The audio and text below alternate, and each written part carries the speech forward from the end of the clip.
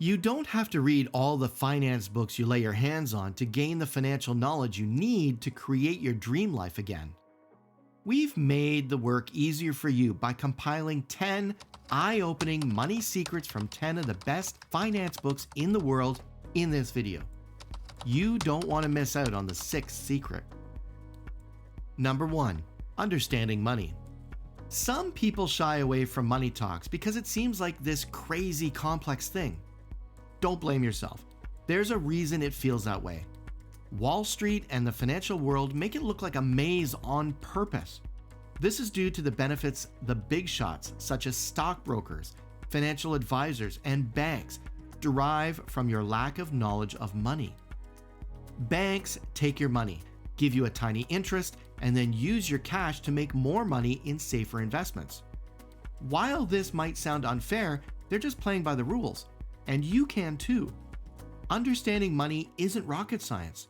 They just make it seem that way so they can keep doing their thing. So let that sink in. Feel frustrated if you need to, and then decide to change the game. Commit to learning how money works so that you can play the game as well. Number 2. What's the worst that can happen? Think about it. What's the worst that can happen if you just go for it? This is a lesson from a personal development book by Dale Carnegie called How to Stop Worrying and Start Living. This same lesson can be applied to your financial worries.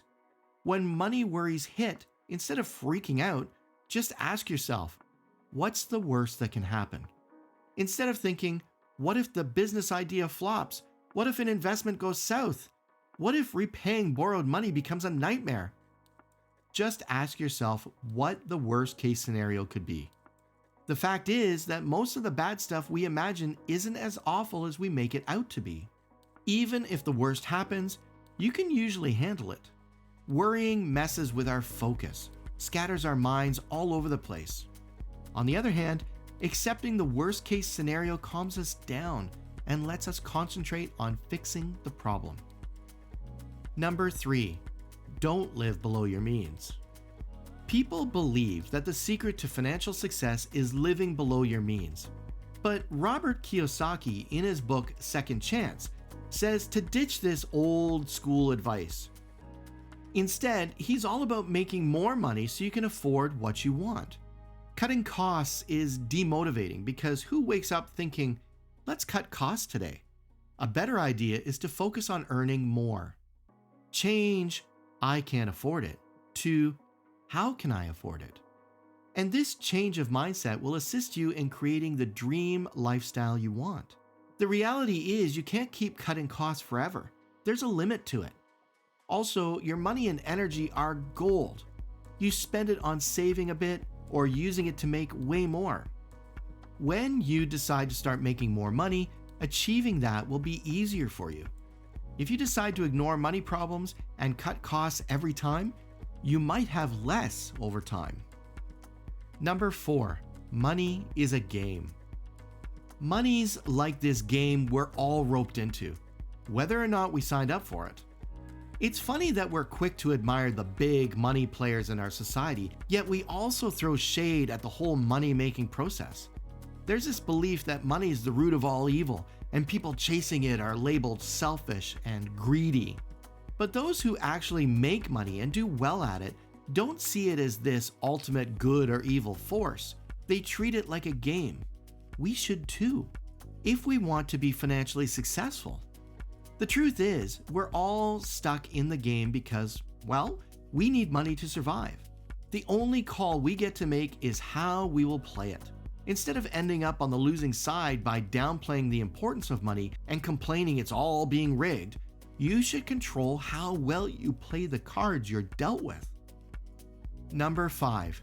Thinking big. Thinking big is all about aiming for those lofty goals that excite you and take you out of your comfort zone. It's all about having a vision that extends beyond the immediate future. It's about identifying opportunities and challenges and taking bold steps to address them. It's about staying focused on long-term goals. It's about being ambitious and not being afraid to dream big. You create a mindset focused on growth, innovation, and progress by thinking big. Most people shy away from thinking big, limiting their aspirations. But thinking big is just the beginning. It's like setting your GPS destination, which will direct your every movement. Number 6. Create your own luck. If you ever hear any reputable entrepreneur's number 1 rule for becoming successful, it's to start taking action. By taking action, you are indirectly creating your own luck. The way to get started is to stop talking and start doing. Forget about all the excuses that you're too busy or need to learn more before you start. The best way to learn is to test, and then test some more. The testing that fails will teach you much more, and you will remember never to do it again. Take Thomas Edison, who tried thousands of times before nailing the electric light bulb. Warren Buffett, a big shot investor, knows that of the many companies he owns, only a few bring in big wins. So it's okay if many things don't work out as planned. Sometimes all you need is one book, one video, one person, one fantastic idea, or one sentence to change your life for the best. But without taking action, you will miss this luck. Number 7. The sunk cost fallacy. Imagine you've invested a bunch of time, effort, or money into something. It could be a job, a project, or even a relationship, and you later find out that the job isn't your jam, but you kept on trucking because of the time and the effort you've spent on the thing. That's what a sunk cost fallacy is. The sunk cost fallacy is when your brain tricks you into thinking, I've put so much into this already, I can't bail now. Instead of looking ahead, you get stuck, giving too much importance into what you've already invested and not enough into what you might lose in the future. It's like staying in a bad movie just because you've already paid for the ticket. Not the most brilliant move.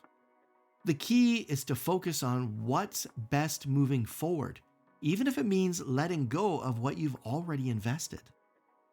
Number 8. Buy assets. Finance books like Rich Dad, Poor Dad dwell on so much of the importance of buying assets.